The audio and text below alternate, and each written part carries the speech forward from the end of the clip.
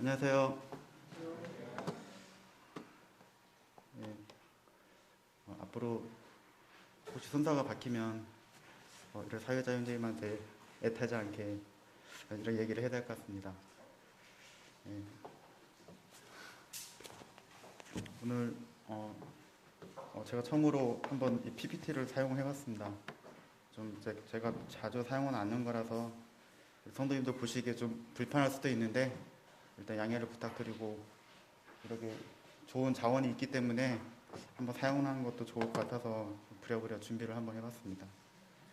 오늘 함께 나누고 싶은 말씀은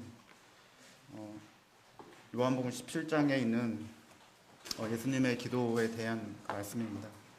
그래서 함께 이렇게 이 말씀을 보면서 우리가 함께 교훈을 받았으면 좋겠습니다. 이 그림 보이시는데 좌우측 그림에 똑같은 예수님의 어떤 초상을 이렇게 상상해서 그린 그림들입니다. 근데 이 좌측에 보시면 어디 좌측이죠? 좀 저희 좌측하고 우측의 그림이 조금 틀리지 않나요? 네, 분위기가 틀리죠. 그 예수님께서 순환 받으시기 전에 그 마지막 기도를 드리시는 모습을 이렇게 그려놓은 것인데 다음 페이지를 보면 좌측에는 요한복음 17장 1절 제가 이거를 이미지를 한번 찾아보면서 쭉 봤는데 그 좌측에 있는 건 예수께서 이 말씀을 하시고 눈을 들어 하늘을 우러러 이르시되 그 말씀에 좀 비슷하지 않나요? 그래서 요한복음 17장 1절이 아닌가라는 생각을 해봤고요. 그리고 우측에 있는 그림은 누가복음 22장 41절 43절인데 그들을 떠나 돌덜지만큼 가서 무릎을 꿇고 기도하여 이르시되 아버지여 만일 아버지의 뜻이거든 이 잔을 내게서 옮기시옵소서. 그러나 내 원대로 마옵시고 아버지의 원대로 되길 원하나이다 하시니 천사가 하늘로부터 예수께 나타나 힘을 더하더라 라는 말씀, 그 말씀을 상상해서 그린 게 아닐까라고 생각을 해보았습니다. 그래서 예수님께서 순환 받으시기 전에 그 전에 기도에 대한 말씀을 많이 하신 부분이 많이 있지만, 근데 또한 우리에게 직접적으로 정말 그 많은 분량을 통해서 우리 말씀하신 부분이 요한복음 17장에 있지 않나 그런 생각을 하게 되는데요.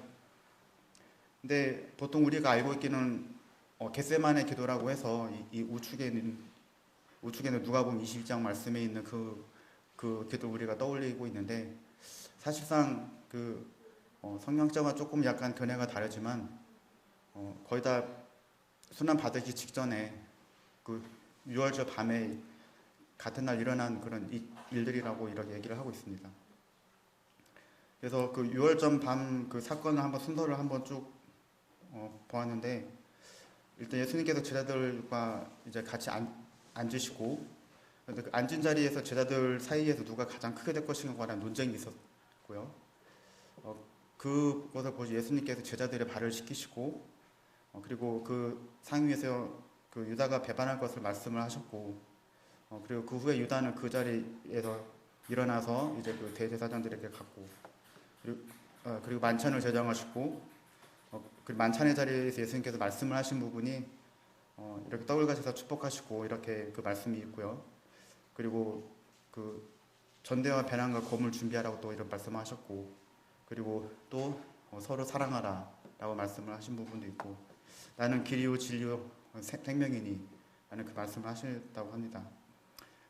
이 말씀들을 한번 우리 쭉 찾아보면서 공관복음하고 요한복음하고 겹치는 부분도 있는가 하면 좀 다른 부분도 많이 있기 때문에 한번 비교해 보시면서 보면은 굉장히 좋을 것이라고 생각이 들어요.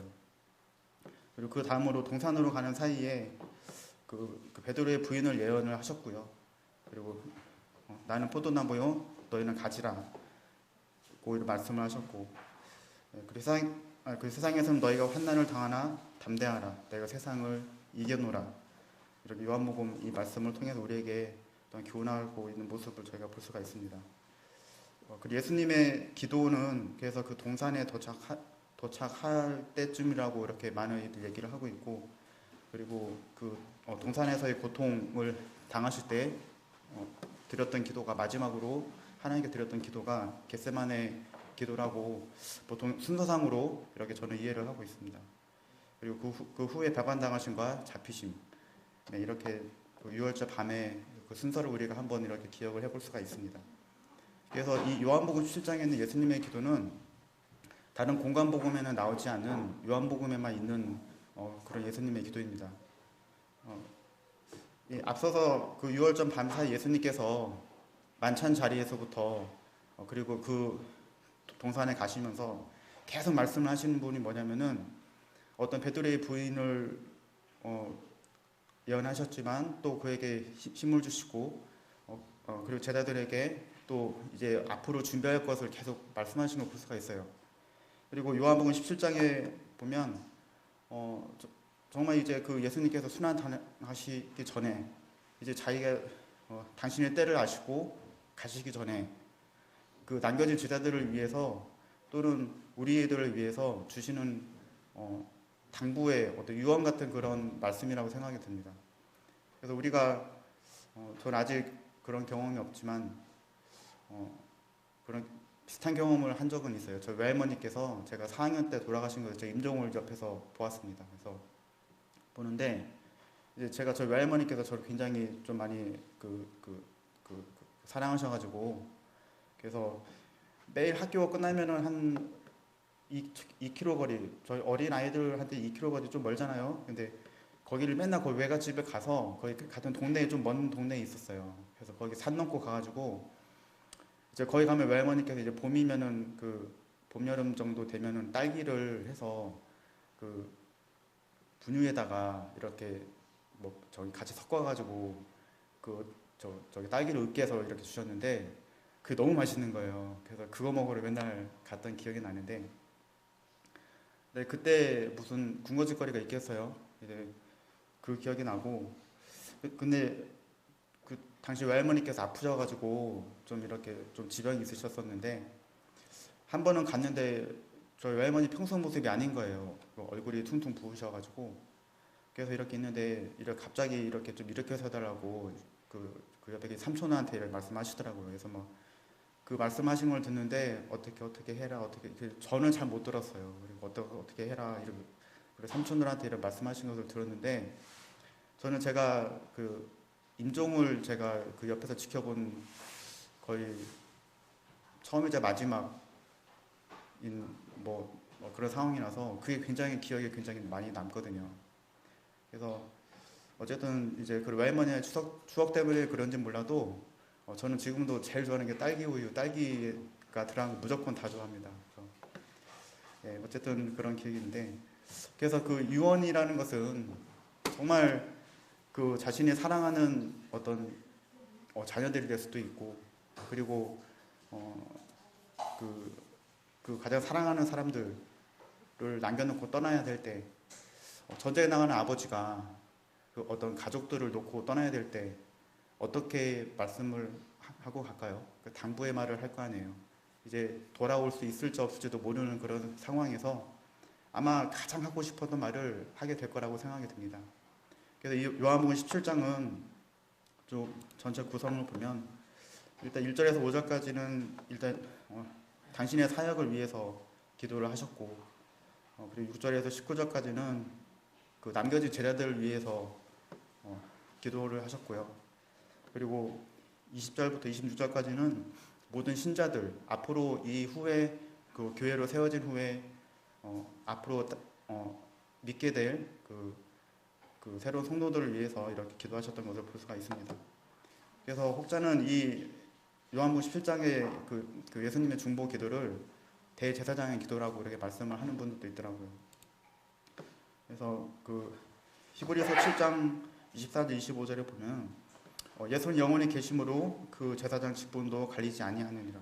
그러므로 자기를 힘입어 하나님께 나아가는 자들을 온전히 구원하실 수 있으니 이는 그가 항상 살아계셔서 그들을 위하여 간구하심이라. 8장 1절에 보면 지금 우리가 하는 말의 요점은 이러한 대제사장이 우리에게 있다는 것이라. 그는 하늘에서 지극히 크신 이에 보좌 우편에 앉으셨느니 되어 있습니다. 예수님께서 마지막에 그 제자들을 위해서, 우리를 위해서 기도를 하시고 원하시는 부분 말씀하신 다음에 이 말씀을 우리가 읽어보면 일단 예수님께서 영원히 계시다는 사실, 그리고 그 제사지식품도 갈리지 않는다는 사실, 그리고 그렇기 때문에 영원하시기 때문에 자기를 힘입어 하나님께 나아가는 자들을 온전히 구할 수 있다는 사실입니다. 예. 그냥 그 영원하지 못한다고 하면 그 사람이 힘을 영원히 받을 수가 없잖아요.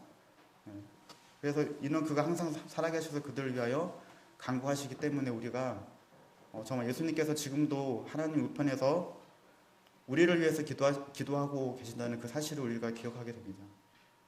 그래서 로마서 8장 34절에 보면 그는 하나님 우편에 계신 자요 우리를 위하여 간구하시는 자신이라고 말씀하고 있습니다. 그래서 우리가 예수님께서 어떤 기도를 하셨는지 한번 살펴보게 됩니다. 요한복음 17장 1절에서 5절까지인데요. 1절에 예수께서 이 말씀을 하시고 눈을 들어 하늘을 우러러 이르시되 아버지여 때가 이르렀사오니 아들 영화롭게 하사 아들로 아버지를 영화롭게 하게 하옵소서. 제가 시간상 전체를 좀 다 읽지 못하겠는데요. 일단 때가 이르렀다고 말씀하고 계세요. 근데 이 때는 예수님께서 아마 이 전까지는 때가 차지 않았다. 내 때가 아니다. 이렇게 말씀하셨어요. 내 때가 아직 이르지 아니하였나이다. 내 때는 아직 이르지 아니하였거니와 내 때가 아직 차지 못하였으니 이렇게 있는데 그 고난의 때는 그를 가만두어 나의 장래할 날을 위하여 그것을 간직하게 하라. 어떤 장면인지 상상이 되시죠? 그리고 예수님께서 홀로 남겨주실 때 나를 혼자 둘 때가 오나니 벌써 왔도다. 그 예수님께서 세상을 떠나 아버지께로 돌아가실 때 유월절에 예수께서 자기가 세상을 떠나 아버지께로 돌아가실 때가 이른 줄 아시고, 그리고 요한복음 12장 23절에 인자가 영광을 얻을 때가 왔도다. 이때는 어떤 때를 이야기하는 건지 우리가 쭉 보면 알 수가 있잖아요. 이제 주님께서 그 당신의 때가 왔다는 것을 알고 계신 거예요. 아들을 영화롭게 하사 아들을 아버지를 영화롭게 하게 하옵소서. 근데 이 뒤에 말씀 보면 아버지께서 아들에게 주신 모든 사람에게 영생을 주게 하시려고 만민을 다스리는 권세를 아들에게 주셨음이로소이다. 아들로 하여금 하나님 아버지를 영화롭게 할 수 있는 것은 이제 그 영생을 주신다, 그 모든 사람에게 영생을 주신다는 것입니다. 그리고 그 영생을 주기 위해서는 예수님께서 이 세상에서 그 십자가에서 좀 그 모든 사람의 죄를 짊어지고 그 죄를 다 담당하셔야 된다는 사실입니다. 그래서 3절에 보면 영생은 곧 유일하신 참 하나님과 그가 보내신 자 예수 그리스도를 아는 것입니다라는 말씀을 하고 있는 부분이에요. 저번에 성도님들은 혹시라도 이 말씀에 아직 그 마음 가운데 정말 진정으로 받아들이지 못하신 분이 있다면 영생은 곧 유일하신 참 하나님과 그가 보내신 자 예수 그리스도를 아는 것이라고 이 성경은 분명히 말씀하고 계세요. 예수님께서 그래서 그 자신의 사역을 위해 기도하신 것은 이 아버지 하나님께서 받은 그 하나님을 영화롭게 하기 위해서는 하나님께서 모든 사람을 영생을 주기 위해서 그 예수님께서 부탁하신 그 일을 하는 것이고, 이제 그걸 했을 때 5절 말씀에 보면 창세전에 내가 아버지와 함께 가졌던 영화로서 지금도 아버지와 함께 나를 영화롭게 하옵소서. 어떻게 보면은 창세전에 예수님께서 하나님과 함께 영화로운 가운데 있었는데 그 틈이 우리는 잘 모르지만 그 틈이 생긴 거예요. 저 영화롭지 못했던 어떤 이유가 있었을 겁니다. 그것은 우리가 그 창세전에 잘 보면 알게 되듯이 우리의 죄 때문인 거죠. 이제 그것을 하나님께서 그 아들 예수 그리스도 우리에게 보내셔서 이제 그 영화를 회복하게 하기 위해서 예수님께서 보내신 그 사실을 알 수가 있고, 또 그분의 그 사역을 위해서 먼저 기도하신 것을 볼 수가 있습니다. 아들 영화롭게 하사 아들 아버지를 영화롭게 하게 하옵소서. 예. 아버지 영화롭게 한 아들로서 이 예수님 영화롭게 해달라고 이렇게 기도하고 계시고 그 영원한 영광으로 이제 회복시켜 달라고 기도를 하고 계십니다. 이제 그걸 이렇게 될 수 있는 것은 예수님께서 우리의 그 십자가 사역을 다 이루셨기 때문에 이렇게 기도를 하시고 계신 거예요. 그 다음은 이제 6절부터 19절까지인데 일단 성경에 기록한 건 제가 9절부터 기록했는데요. 이제 예수님께서 남겨진 제자들을 위해서 기도를 하고 계신데 11절에 보면 나는 세상에 더있지 아니하오나 그들은 세상에 있사옵고 나는 아버지께로 가옵나니 거룩하신 아버지여 내게 주신 아버지 이름으로 그들을 보전하사 우리와 같이 그들로 하나가 되게 하옵소서라고 말씀하고 계십니다. 예수님께서 십자가에서 죽으신 다음에 이제 또 다시 승천하신 후에는 이제 그 제자들만 있을 거 아니에요. 그래서 그들을 위해서 예수님께서 이 세상으로부터 안전하게 지켜주시도록 이렇게 기도를 하고 계십니다. 이 말씀을 하는 이유는 그냥 가실 수도 있잖아요. 근데 그 이유가 12절에 이렇게 나와 있어요. 내가 그들과 함께 있을 때에 내게 주신 아버지 이름으로 그들을 보전하고 지켰나이다. 그 중에 하나도 멸망하지 않고 다만 멸망의 자식뿐이오니 이는 성경을 응하게 함이니이다. 지금 내가 아버지께로 가오니 내가 세상에서 이 말을 하옵는 것은 그들로 내 기쁨을 그들 안에 충만히 가지게 하려 함이니이다. 하나님 아버지의 이름으로 그들을 지켰었는데 이제 그분이 없어지면 이제 세상이 이제 그 제자들을 이제 해할 거지 않겠습니까? 이제 그래서 예수님께서 아버지 이름으로 너희들을 지켰는데 내가 간 후에도 분명히 내가 하나님 아버지 우편에서 너희들을 위해서 기도하기 때문에 너희를 지키실 것이다라고 말씀하고 계신 거예요. 그래서 세상으로부터 이제 이 세상은 정말 우리에게 항상 호의적이지 않지 않습니까? 15절 말씀에 보면 내가 비옵는 것은 그들을 세상에서 데려가시기를 위함이 아니요 다만 악에 빠지지 않게 보존하시기를 위함이니이다. 이 세상 우리에게 참 많은 곤란을 주고 정말 우리의 그리스도인들에게 정말 호의적이지 않고 또한 그 어떤 세상의 악함이 있잖아요. 그래서 악에 빠진다는 얘기는 우리가 혹은 어떤 죄 가운데 있어서 그 어떤 악함에 빠질 수도 있지만 또한 세상은 우리에게 어떤 극한 곤란을 주기도 해요. 수단 같은 나라들, 아프리카 어떤 나라는 그 전 국민의 25% 정도가 그 근처는 전부 다 회교국이거나 이슬람권인데 25% 정도가 기독교인이라고 해요. 그럼에도 불구하고 기근에 이렇게 살고 또 우리 이웃의 북한을 봐도 정말 우리가 이렇게 간간히 소식을 듣게 되지만 지하교회가 있잖아요.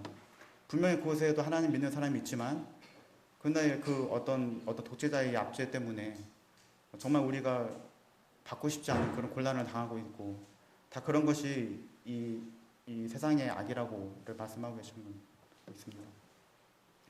그래서 어떤 분은 그 찬송가를 이렇게 작사한 분인데 제가 이름을 지금 갑자기 기억을 못 하는데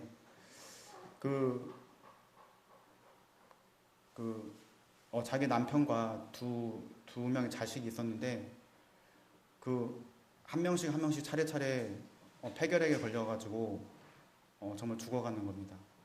그래서 첫 번째 남편 그리고 첫째 자녀 또 이렇게 둘째 자녀 그리고 마지막에는 자신이 이제 폐결핵에 걸렸어요. 이제 그 가족들을 다 보내고 그래서 그 가운데 너무 이렇게 그 절망에 빠진 나머지 왜 하나님 저에게 왜 이런 고통을 주십니까? 제가 뭘 잘못했나요? 라고 그렇게 하나님께 물어봤대요.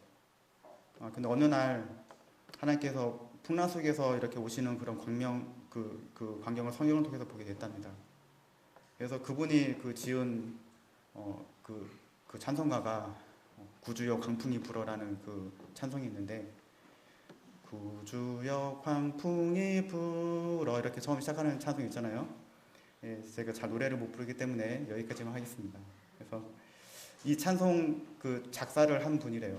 그래서 우리가 이 악한 세상은 우리에게 호의적이지 않고 우리에게 때로는 질병을 주고 어떤 곤란을 주지만, 근데 아마 일반 사람들이었으면, 하나님 모르는 사람이었으면 절망하고 그 절망 가운데 그 생을 마칠 수도 있지만, 근데 하나님 말씀 안에 있기 때문에 우리는 안전하게 지킬 수가 있어요.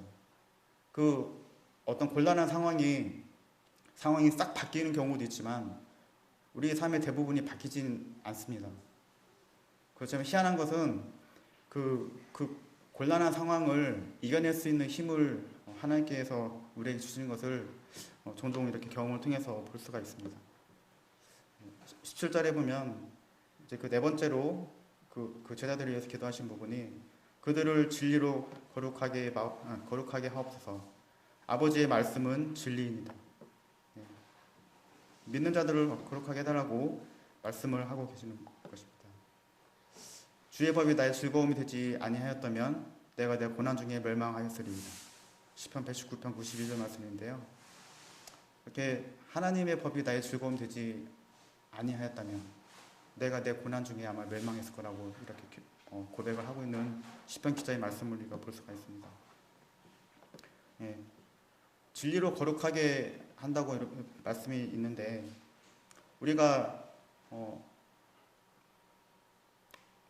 우리 성도님들은 지금 현재 거룩하십니까?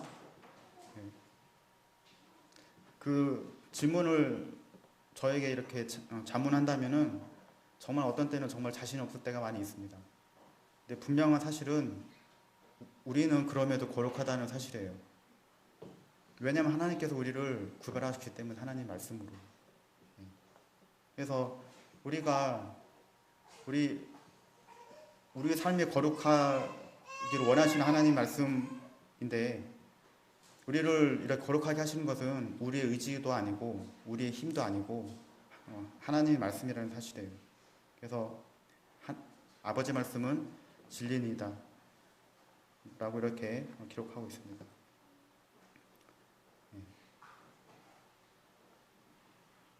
이제 남겨진 이제 앞으로 교회들을 위해서 기도하신 예수님을 볼 수가 있는데요. 20절부터 24절까지는 우리 함께 읽어보도록 하겠습니다. 자, 시작.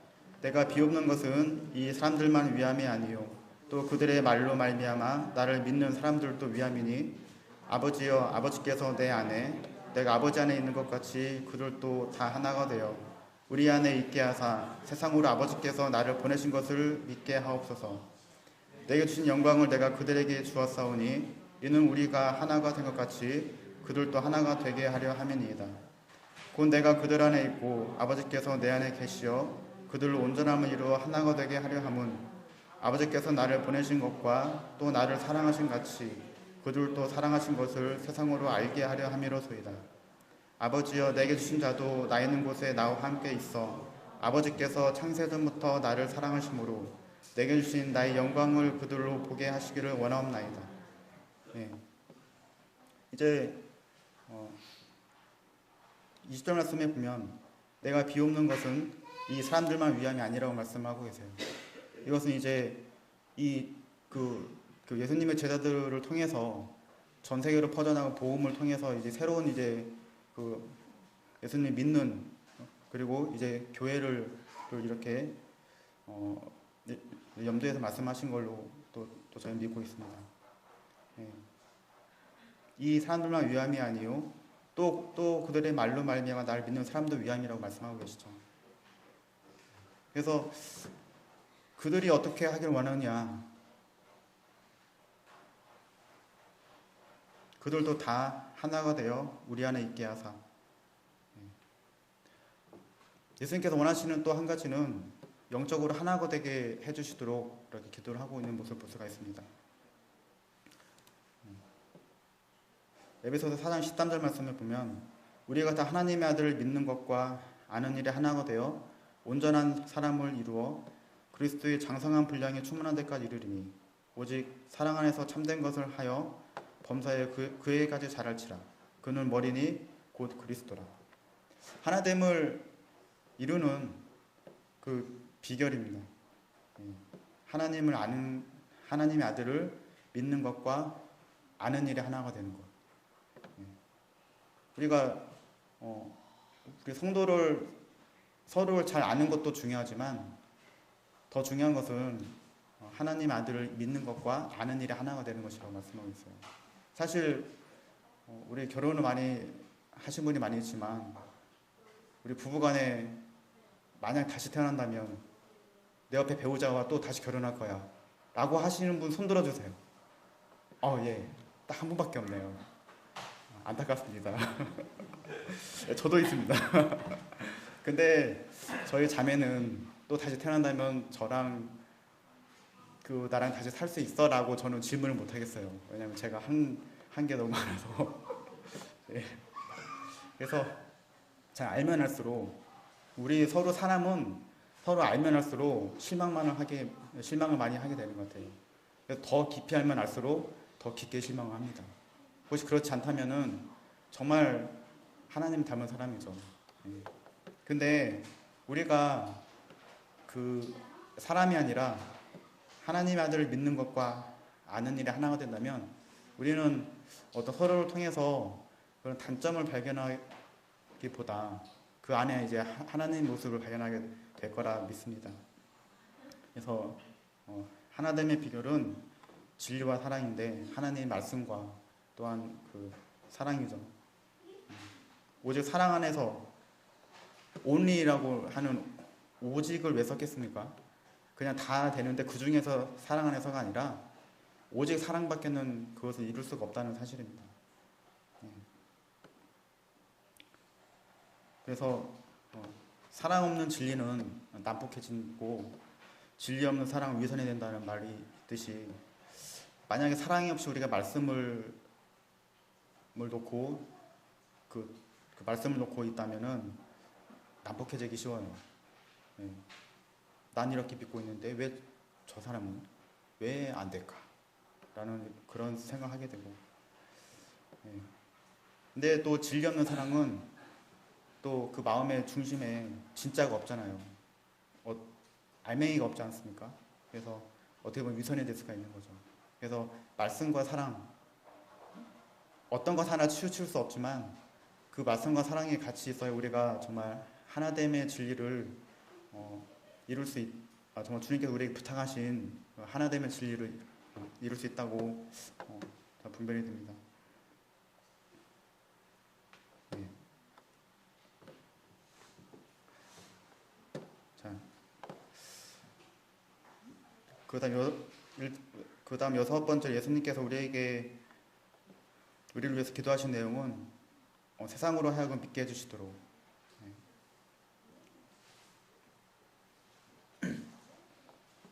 여기 보면은 21절 하반부에 세상으로 아버지께서 나를 보내신 것을 믿게 하옵소서 말씀이 되어 있죠. 복음을 전하는데 혼자 전할 수 있나요? 그리고 혼자 신앙을 잘 키울 수가 있나요? 혼자 믿음이 강해질 수가 있나요? 절대 그럴 수가 없습니다. 우리가 우리 교회 안에서뿐만이 아니라 우리 밖에 사회에서도 마찬가지예요. 혼자 일을 잘할 수는 없습니다. 같이 일을 해야 되고 혼자 잘할 수는 없어요.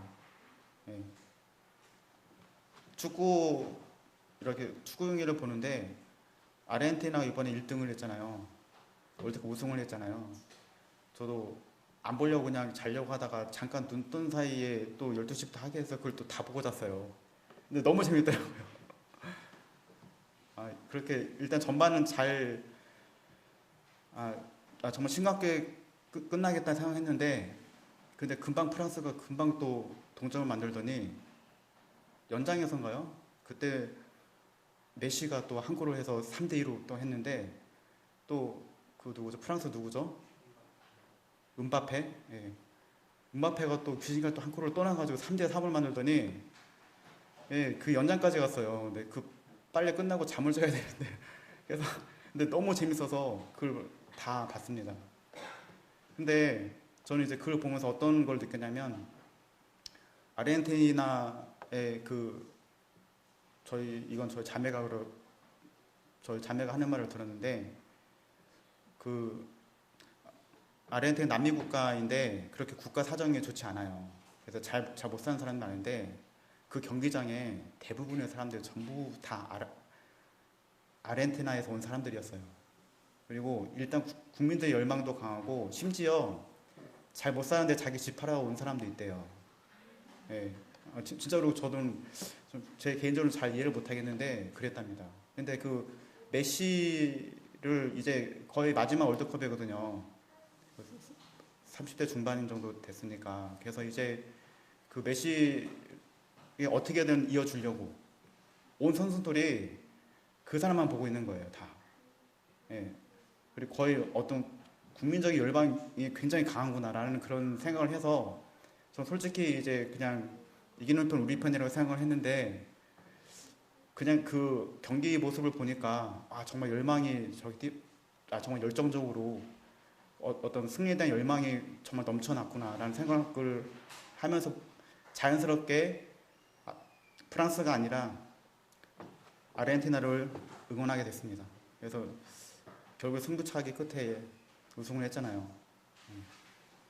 그래서 그것처럼 우리가 함께 해서 하나가 될 때 그 하나된 모습, 연합된 모습을 보고 자연스럽게 그 모습을 보고 우리 주위에 복음이 전해지는 것이라고 생각이 들었습니다. 그래서 우리 함께 같이 해야 된다는 사실을 또 기억하게 되고요. 예, 이제 마지막 주님께서 우리에게 원하시고 또한 우리를 위해서 기도하신 그 사실은 24절에 보면 내게 주신 자도 나 있는 곳에 나와 함께 있어 아버지께서 창세전부터 나를 사랑하심으로 내게 주신 나의 영광을 그들로 보게 하시기를 원하옵나이다. 이 믿는 자들이 하늘에서 그와 함께 있어서 그의 영광을 보고 또 함께 가지게 하도록. 그런데 이 영광은 우리가 장차 나타날 영광이기도 하지만 또한 실질적이고 지금 현실적인 영광도 됩니다. 그 말씀을 찾아보면 일단 그 장래의 영광에 대해서 생각건대 현재의 고난은 장차 우리에게 나타날 영광과 비교할 수 없도다. 우리가 이렇기 때문에 소망이 있기 때문에 지금 현재의 고난을 감내할 수도 있고 참아낼 수 있는 것이죠. 희망이 없으면 현재의 고난은 더욱더 가중될 거예요. 8장 22절에 보면 그 바라는 것은 피조물도 썩어짐의 종로로 탄 데서 해방되어 하나님의 자녀들의 영광의 자유에 이르는 것이니라. 종로로 타고 있지만 지금은 그 피조물도 썩어짐의 종 노릇을 하고 있지만 이제 해방이 될 것인 해방의 소망이 있고 하나님의 자녀들의 영광의 자유에 있다는 사실이에요. 그것을 우리가 바라고 있는 것이죠. 예. 로마서 15장 7절 말씀에 보면 그러므로 그리스도께서 우리를 받아 하나님께 영광을 돌리신 것 같이 너희도 서로 받으라. 이 말씀을 우리가 묵상을 해보면 예수 그리스도께서 죄인인 우리를 받아 하나님께 영광을 돌렸다는 사실, 영광을 돌리신 것 같이 너희도 서로 받으라. 전 이 말씀을 볼 때마다 누구 정말 마음에 안 드는데? 라는 생각할 때마다 이 말씀을 기억하게 되면 아차하는 그런 생각이 많이 들어요. 이 죄인의 나를 받아서 하나님께 영광을 돌리신 것처럼 너희도 서로 받으라. 이 말씀 앞에 누가 그것도 안 되겠어라고 생각을 할 수 있겠어요? 그럴 수도 있겠죠. 예. 그러나 결국에는 그것이 하나님 말씀에 순종을 하지 않을 때 자신의 괴로움으로 계속 남을 것이라고 생각이 됩니다. 그래서 우리가 총 약 7가지 정도 그리고 전체로 봤을 때 처음 예수님께서 그 당신의 사역을 위해서 기도하셨고 그 남겨진 제자들을 위해서 기도하셨고 그리고 이제 그 앞으로 장차 있을 그 교회를 위해서 기도하신 이 예수님의 이용과 같은 이 기도 말씀을 같이 나눴습니다. 25절, 26절 한번 같이 읽어보도록 하겠습니다. 시작.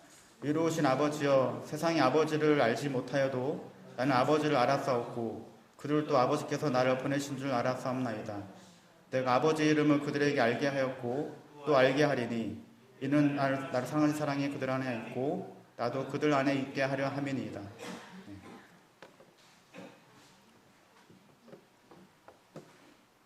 아버지의 이름을 그들에게 알게 하였고 또 알게 하리니, 여기 보면은 이 전장에 걸쳐서 아는 것에 대해서 많이 나오죠.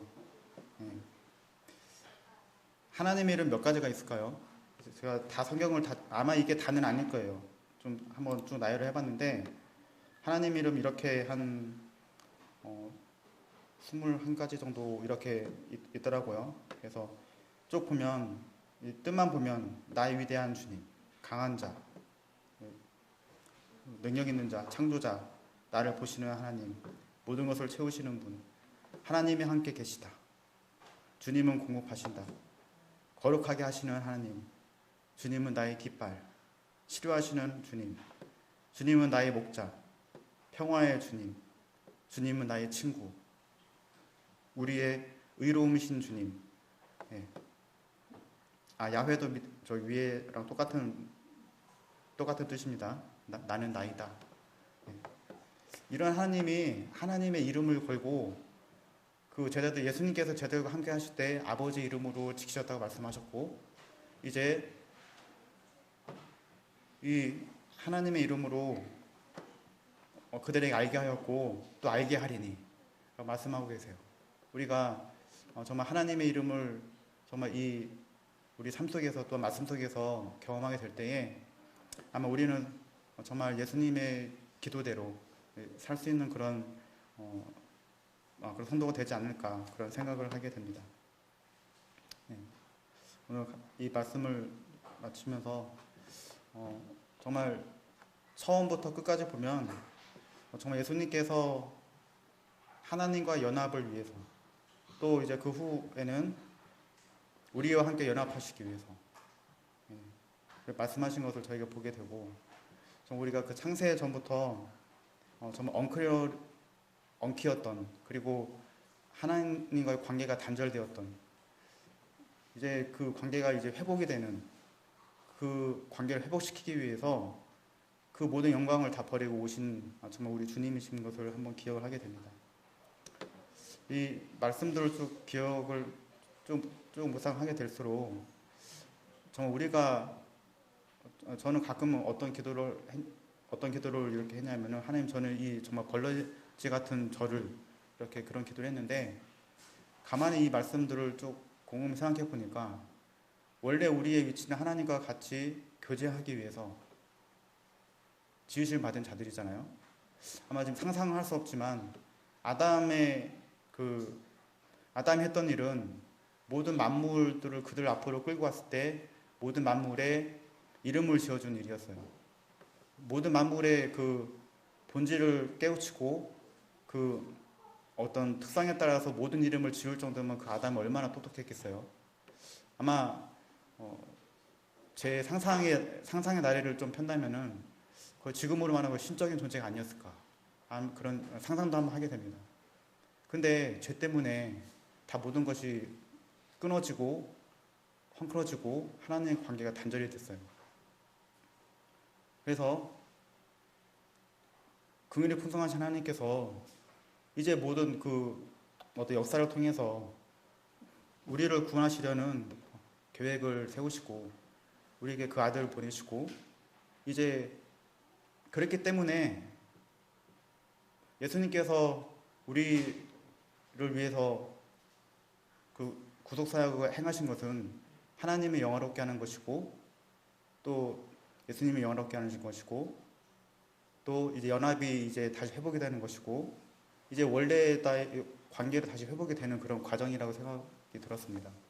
그걸 생각했을 때 앞으로는 정말 좀 벌레 같은 그 단어를 사용하면 안 되겠다. 이제 우리는 이제 그런 어떤 위치가 아니라 하나님과 함께 연합된 이제 그런 위치잖아요. 양자의 영을 가진. 네. 그것을 기억했을 때 정말 우리가 이 단순히 믿는 이 복음 구원이 정말 어떻게 깊게 생각하면 생각할수록 너무 엄청난 것이구나라는 생각을 하게 되었습니다. 성도님들 함께 정말 우리 주님께서 우리에게 부탁하신 이 마지막 유언과 같은 이 기도들을 기억하시면서 정말 남은 삶을 우리 하나됨 온전히 이루는데 함께 했으면 좋겠습니다. 이상입니다.